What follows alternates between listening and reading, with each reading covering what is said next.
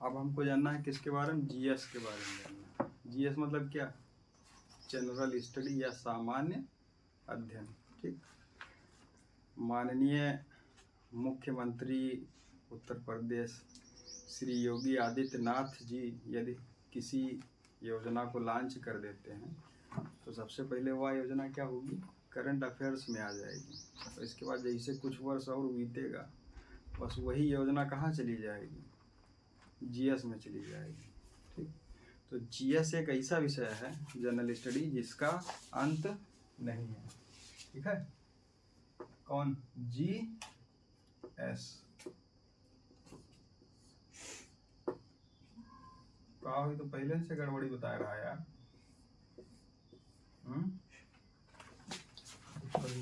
डालना किसके बारे में, जीएस के बारे में। ठीक है।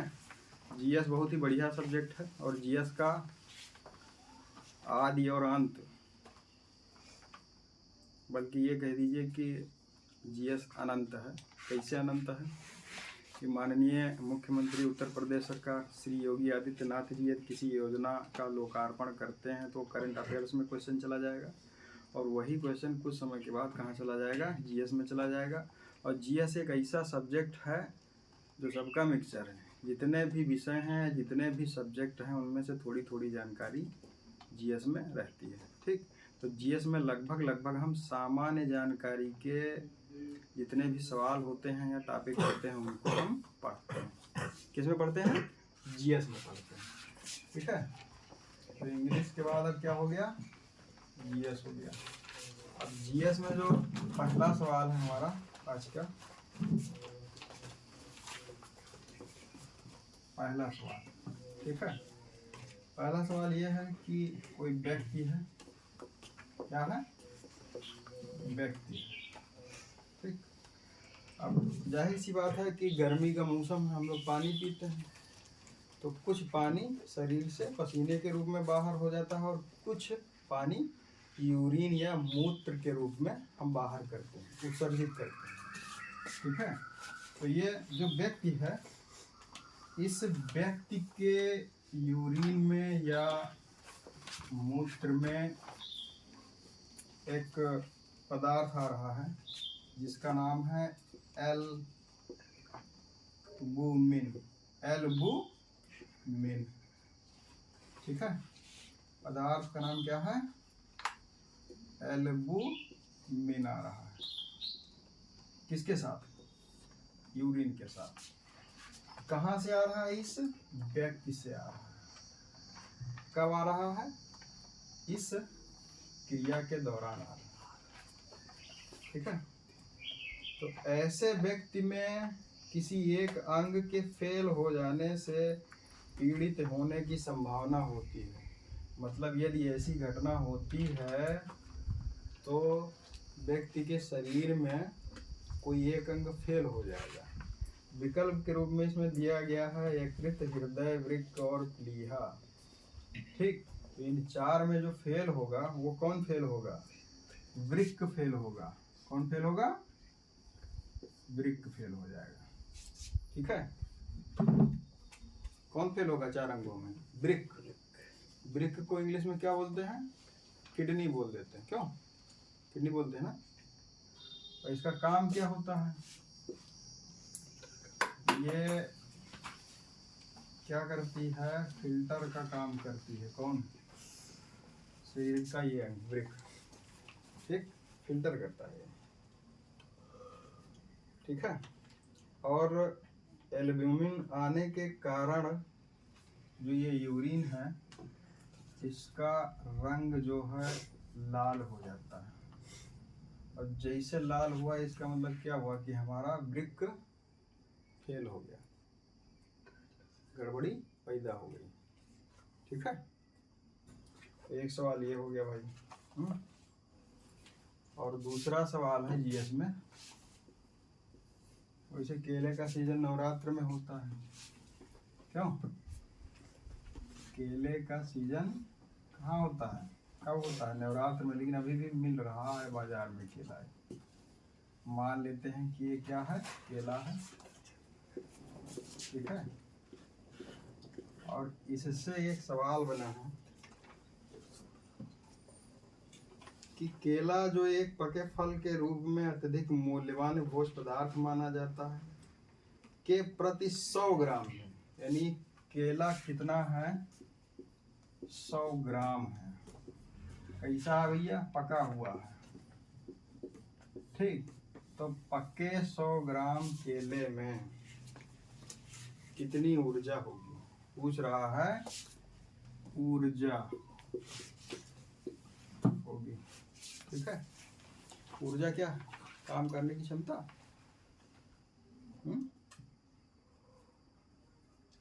पता नहीं, देख लीजिएगा, सवाल पे आ जाइए। पका केला है, 100 ग्राम है, और इस 100 ग्राम के केले में कितनी ऊर्जा होगी। तो ऊर्जा है 116, कितना, 116 इस्तेमाल के फिर CAL,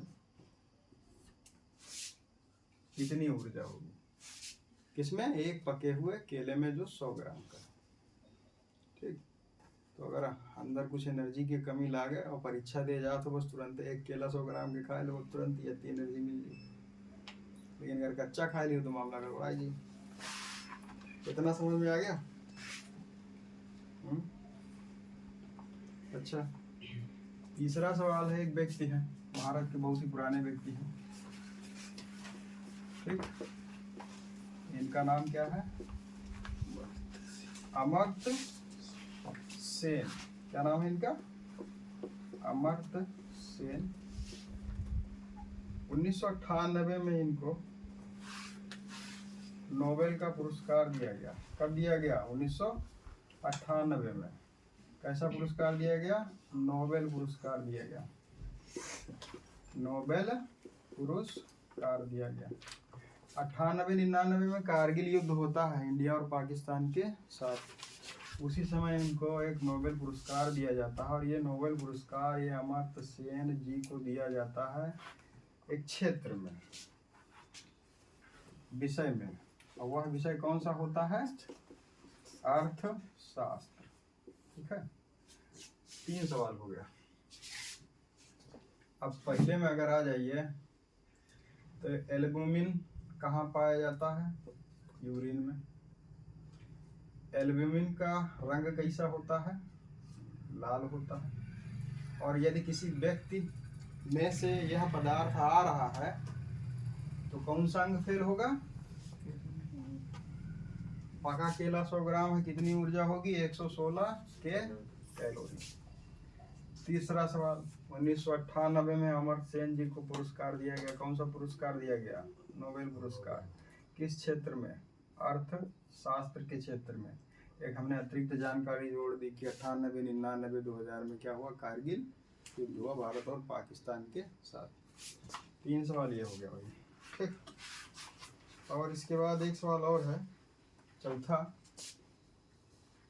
एक राज्य है, ठीक है, आंध्र प्रदेश। कौन सा, आंध्र प्रदेश। ये थोड़ा पुराना है सवाल।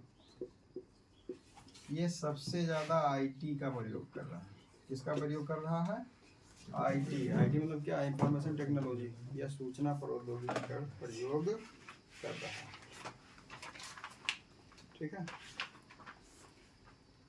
फिर अब चूंकि इधर गर्मी है और गर्मी के बाद हमें क्या, पानी की आवश्यकता होगी। और पानी हमको कहाँ कहाँ से मिलता है, वर्षा से, समुद्र से, नदी से, और पृथ्वी के अंदर या धरातल से, ठीक है। तो ये पानी के कुछ स्रोत हैं और इसी पानी से बहुत सारी परियोजनाएं बनाई जाती हैं। उनमें एक होती है सिंचाई परियोजना, ठीक। तो जो 5वां सवाल है वो हमारा है मंगलम सिंचाई परियोजना। कौन सी सिंचाई परियोजना, मंगलम सिंचाई परियोजना, ठीक है। मंगलम सिंचाई परियोजना क्या है, इसके बारे में हमको जानना है। तो मंगलम सिंचाई परियोजना केरल राज्य की है, कहाँ की है? केरल की। जब आप दक्षिण भारत में यात्रा करेंगे तो ये जो ये वाला हिस्सा है ये केरल है, ठीक है। ठीक, ये वाला ये केरल है। ये कहाँ की है? केरल की है, मंगलम सिंचाई परियोजना। अच्छा, वहाँ की कृषि के लिए ये जो है वरदान है। किसके लिए? कृषि के लिए। कैसे वरदान है भाई? इस सिंचाई परियोजना से बहुत सारी नहरें निकाली गई हैं, जिससे मंगलम सिंचाई परियोजना से केरल के बहुत सारे क्षेत्र, ठीक है, धीरे धीरे विकसित हो रहे हैं और परियोजना से लाभ उठा रहे हैं। अब इसमें सवाल बनता है कि मंगलम सिंचाई परियोजना किस राज्य की है? केरल राज्य। ठीक, या केरल राज्य में एक सिंचाई परियोजना है, उस परियोजना का नाम बता दीजिए, क्या हो जाएगा? मंगलम। ठीक है, अब मंगलम है क्या ये भी जान लीजिए। क्या है? नदी। नदी क्या होती है? जल का बहता हुआ रूप नदी या सरिता कहलाता है। पानी बह रहा है ये, ठीक है, तो ये पानी जो बह रहा है या ये जल है, इसका बहता हुआ रूप क्या हो जाएगा? नदी या सरिता। इसका मतलब क्या हुआ? हिंदी में अगर हम चले गए तो नदी का पर्यायवाची हमको मिल गया, सरिता को नदी कहा जाता है। ठीक, ये सवाल हो गया। फिर थोड़ा सा और हम आगे बढ़े। पुराना है, डायनासोर्स के बारे में आप लोगों ने जाना होगा। किसके बारे में? डायनो, बहुत बड़े बड़े जानवर, डायनोसॉर्स।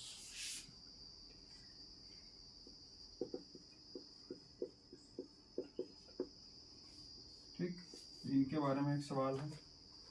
कहा जाता है कि डायनासोर्स के असमीभूत अंडे भारत में पाए गए थे। असमीभूत अंडे भारत में पाए गए। अब भारत में कहाँ पाए गए? ठीक है, पाए गए थे, पुराना है सवाल ये। तो कहाँ पाए गए थे? इसका क्षेत्र है पश्चिमी गुजरात के मीराखेड़ी गांव में। उत्तर क्या हो जाएगा इसका? पश्चिमी गुजरात। गुजरात एक राज्य है, ध्यान दीजिएगा। पश्चिमी गुजरात के मीराखेड़ी गांव में। मीराखेड़ी गांव में। ठीक, क्या पाए गए? असमीभूत अंडे पाए गए थे। बहुत पुराना सवाल है, ठीक है। और इसके बाद आ जाइए, भारत में सबसे पुराना जल विद्युत स्टेशन। 7वां सवाल,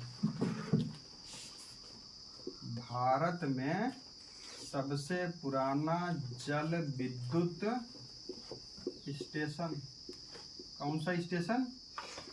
जल विद्युत स्टेशन। भगभग अड्डा नहीं, भगभग अड्डा मतलब रेलवे स्टेशन, ठीक है। जल विद्युत स्टेशन कैसा? सबसे पुराना। सबसे पुराना कौन सा है ये हमको जानना है, ठीक है। कि सबसे पुराना जल विद्युत स्टेशन कौन सा है? विकल्प के रूप में इसमें दिया गया है खोपोली, पाईकारा, मेटूर और सिद्रा बांग। तो जो सबसे पुराना है वो है सिद्रा बांग, ठीक है, सिद्रा बांग, ये इसका उत्तर हो जाएगा। भारत में सबसे पुराना जल विद्युत स्टेशन सिद्रा बांग, ठीक। अब सिद्रा बांग के बारे में थोड़ा सा जान लीजिए कि ये है कर्नाटक राज्य में। कहाँ है? कर्नाटक राज्य में। कर्नाटक राज्य में है ये। अच्छा, 1903 में कब? 1903 में ये बना। इसका मतलब क्या हुआ भाई कि हम आज़ाद भी नहीं हुए और हमारी आज़ादी के पहले यानी अंग्रेजों ने बनाया। भाई हमको आज़ादी कब मिली? 15 अगस्त सन 1947 को मिली। और ये बना कब? 1903 में। तो ये तो सबसे पुराना हो गया ना सिद्राबाद। कहाँ? कर्नाटक राज्य में। ठीक है। और ये शिव समुद्रम जलप्रपात पर। कौन सा? शिव समुद्रम जलप्रपात। जलप्रपात का मतलब होता है झरना। कौन सा झरना? पानी वाला झरना। कि पहाड़ों से पानी आ रहा। मान लेते हैं कि ये पहाड़ है और यहीं से पानी नीचे गिर रहा है। इस गिरते हुए पानी का हम उपयोग कर रहे हैं। किस रूप में? जल विद्युत स्टेशन के रूप में। ठीक। तो शिव समुद्रम जलप्रपात पर स्थापित किया गया। इसकी क्षमता 50 मेगावाट। क्षमता कितनी? 50 मेगावाट। किसकी? सिद्राबाद की। अब है क्या भाई इसका लाभ? कर्नाटक के जो गांव हैं या ग्रामीण क्षेत्र हैं वहाँ इनसे लाभ लिया जा रहा है। ठीक है। चलिए क्वेश्चन नोट कर लीजिए। क्वेश्चन